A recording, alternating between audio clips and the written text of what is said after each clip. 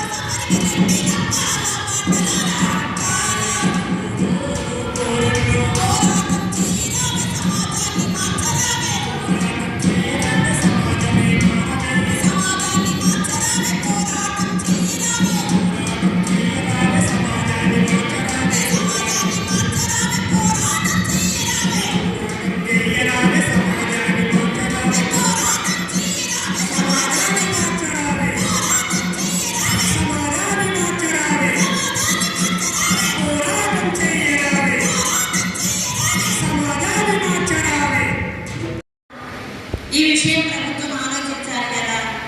కేవలం ప్రైవేట్ పెట్టుబడిదారులను విద్యా విధానంలో ప్రోత్సహించడానికి రకరకాలైనటువంటి ఇంజనీరింగ్ కాలేజీలకు అవకాశాలు ఇచ్చి అందరి ఇంజనీర్లను తయారు చేసి వాళ్ళకి ఉద్యోగ అవకాశాలు లేకుండా చేస్తున్నది ఎవరు అని అంటే మనకు ప్రత్యక్షంగా తెలిసిన విషయం, వాళ్ళకి అవకాశం ఇచ్చేవాడు మాత్రమే. వాళ్ళు ఎట్లా ఏ ఉద్యోగాలు చేయాలి, అసలు చదువుని వాళ్ళు ఉద్యోగంతో పెట్టగలుగుతున్నారు. అందరూ కంప్యూటర్స్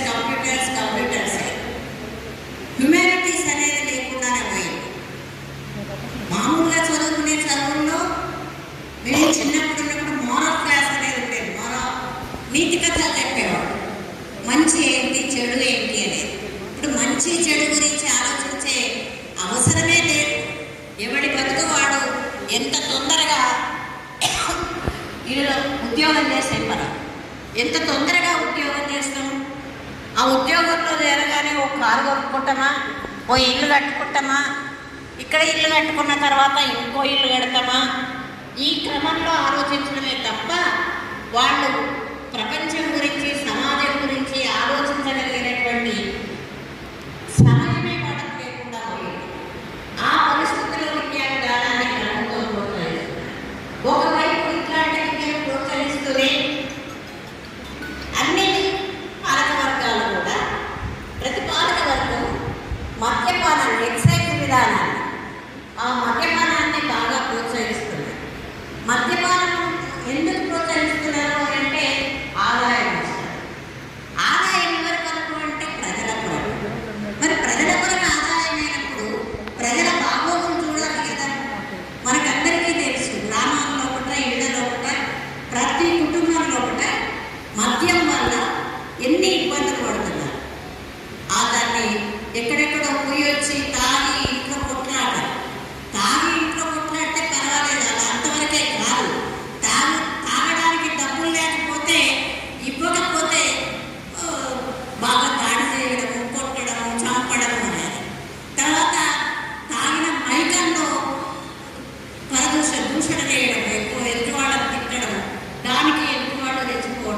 ఇది ఇప్పుడు కొత్త కథ కాదు, మద్యపానం మంచిది కాదు రాదా. ఇప్పుడు మళ్ళీ ప్రభుత్వాలు అడుగుతాయి, మాకు ఆదాయం లేదు కదా. ఆదాయం లేదు, ఆదాయం వస్తుంది. ఆ ఆదాయం వల్ల కుటుంబాలు నష్టపోతాయి. ఆ నష్టపోతే మీరు ఆరోగ్యశ్రీ పెట్టారు. ఆరోగ్యశ్రీ పెట్టడం ఎందుకు? ఆరోగ్యాన్ని నష్టం చేయడం ఎందుకు? ఆ ఆరోగ్యశ్రీని కూడా ఎవరికి లాభం అంటే మళ్ళీ ప్రైవేట్ కొన్నిటికే పరిమితం చేస్తే ఈ ఆరోగ్యశ్రీ పథకాలు ఉండే హాస్పిటల్స్ కొన్ని ఉంటాయి. ఆ ఆరోగ్యశ్రీ పథకాలతోని ఆ హాస్పిటల్స్ మీకు ఇంతవరకే వైద్యం చేస్తాయి. ఈ 1,00,000 ఇప్పుడు కొత్త పెన్షన్లు అని విన్నా, ఆ డబ్బు వరకే. మరి వాళ్ళకి ఆరోగ్యశ్రీ వాళ్ళకి మామూలుగా అంటే వైద్యం చేసే వాళ్ళకి చేసినట్టు చేస్తారా అంటే అదేం లేదు. అది తేడా ఉంటుంది ఆ రెండింటిలో. అంటే ఆదాయం ఒకటే కాదు కదా చూడాల్సింది. ప్రజల కొరకు చేసినప్పుడు మీరు ఈ ఆదాయాన్ని తగ్గించుకోవాలనుకుంటే ఓ మినిస్టర్ పోతుంటే ఓ 20 కార్లు పోతాయి. ఇంతమంది బలగం ఉంటారు.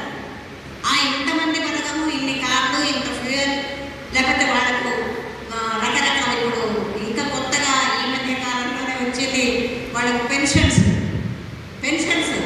రాజకీయ నాయకులకు పెన్షన్స్.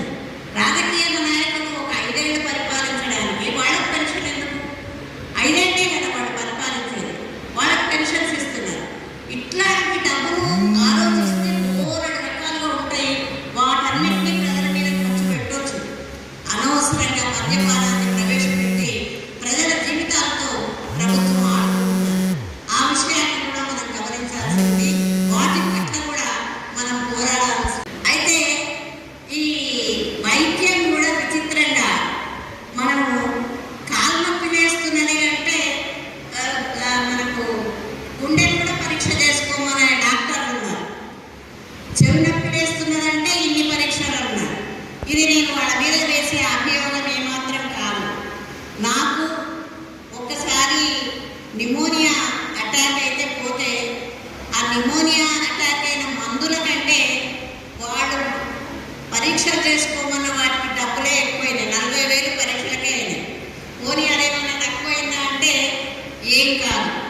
నాకు దమ్ములేస్తున్నది అని చెప్పి హాస్పిటల్కి పోతే తీసుకుపోయి ఐసీఐలో పెడతారు. ఐసీఐలో పెడితే ఆ డబ్బులు కావాలి. మన ఇంట్లో కొంచెం మామూలు దగ్గరకు ఓమాకు తిన్నా తగ్గకపోతుంది. అట్లాంటి హాస్పిటల్స్ తయారైనవి. ఎందుకు అని అంటే ప్రైవేట్ వాళ్ళకి ప్రోత్సాహం ఇవ్వడం వల్ల ఇట్లాంటి తతంగాలు జరుగుతున్నాయి. ప్రైవేట్ విద్యా విధానం, గవర్నమెంట్ స్కూళ్ళు కాలు బాగలేదు అని అంటే కాలు బాగలేకపోవడానికి మంది ఇవ్వాలి. ఆ కాలుకు ఎందుకు నొప్పి వేసింది అని మంది ఇవ్వాలి. కానీ కాళ్ళు కొట్టేయాల్సిన అవసరం లేదు.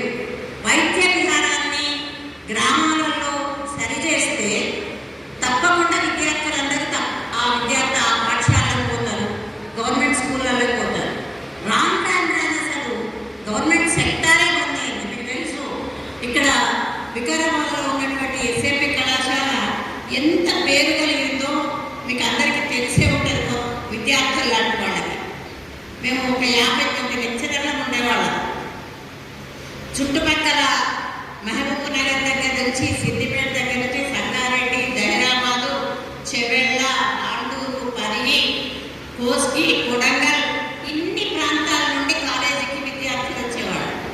ఇన్ని ప్రాంతాల నుండి ఏకైక ఎయిడెడ్ కళాశాల, అన్ని కోర్సులు ఉన్నటువంటి కళాశాల అనంత పద్మనాభ కళాశాల వికారాబాద్. అటువంటిది ఇవాళ ఆ కళాశాలలో మొత్తం అంతా ప్రైవేటైజేషన్ అయిపోయింది. లెక్చరర్లు ఎవ్వరు లేరు. 4-5 లెక్చరర్లు ఉంటే వాళ్ళని తీసుకుపోయి గవర్నమెంట్ సెక్టార్లో పడేశారు. అంటే దీని అర్థం ఏంటి?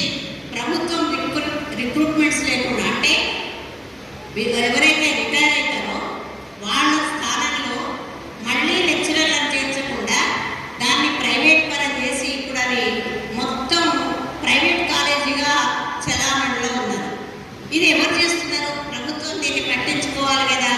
ఇవి ఇట్లా పట్టించుకోకపోతే విద్య ఎట్లా డెవలప్ అవుతుంది? ప్రైవేట్ వాళ్ళకి ఎంతసేపు ఏంటంటే వాళ్ళ రిజల్ట్ బాగా రావాలి.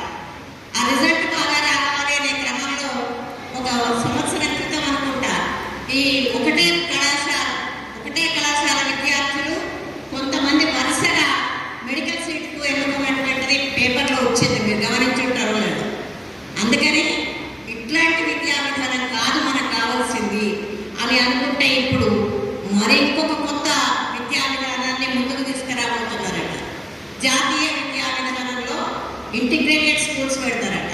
ఈ ఇంటిగ్రేటెడ్ స్కూల్స్లో 3+3+5 అని పెట్టి, అంటే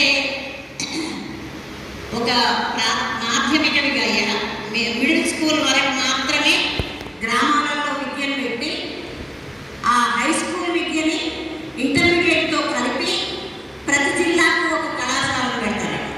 ప్రతి జిల్లాకు ఒక కళాశాలను పెడితే ఆ విద్యార్థులందరూ ఊర్ల నుంచి వచ్చి ఎక్కడ చదువుకోవాలి? ఆ ప్రతి జిల్లాలో వచ్చి చదువుకోవాలి. అంటే మన వికారాబాద్ చుట్టుపక్కల ఉన్న వాళ్ళందరూ వచ్చి ఎక్కడ వికారాబాద్లో చదువుకోవాలి. ఏది 9, 10, 11, 12 ఇవన్నింటినీ కూడా 8, 9, 10, 11, 12 5 ఏళ్ళు వాళ్ళందరూ ఇక్కడ చదువుకోవాలంటే ఎంత కష్టమవుతుంది, ఎంత ఇబ్బంది అవుతుంది, తల్లిదండ్రులు ఏం చేయాలి అనేది తెలియనటువంటి పరిస్థితి ఆలోచించాల్సింది. తర్వాత ఈ మధ్య కాలంలో ఇంకొక విద్యా విధానంలో కొంచెం అంటే మతాన్ని గురించే ఎక్కువగా చెప్పడానికి ప్రయత్నం చేస్తున్నారు. మతం కంటే మానవత్వం గొప్పది, మతములన్నీ మాసిపోవును, మానవత్వం ఒకటి నిలుచును అని ఎప్పుడో చెప్పుకున్నటువంటిది మనం గుర్తు చేసుకోవాల్సి ఉంది. అట్లా ఆ పాఠ్యాంశాల్లో వాటికన్నా నిజాయితీని, మానవత్వాన్ని చెప్పేటువంటివి, తర్వాత విద్యార్థులకు భవిష్యత్తులో ఉపయోగపడేటువంటి పాఠాలను పెట్టాల్సినటువంటి అవసరం ఉంది. నిజమైనటువంటి పాఠాలను బోధించాలి, చారిత్రక సత్యాలను తీసుకురావాలి బయటికి. మనందరికి కూడా విద్య దక్కింది కాబట్టి ఈరోజు మనందరం చదువుకుంటున్నామనే విషయాన్ని, ఇంకా ఇప్పుడున్న విద్యా విధానం విద్యార్థుల్లో ఉన్న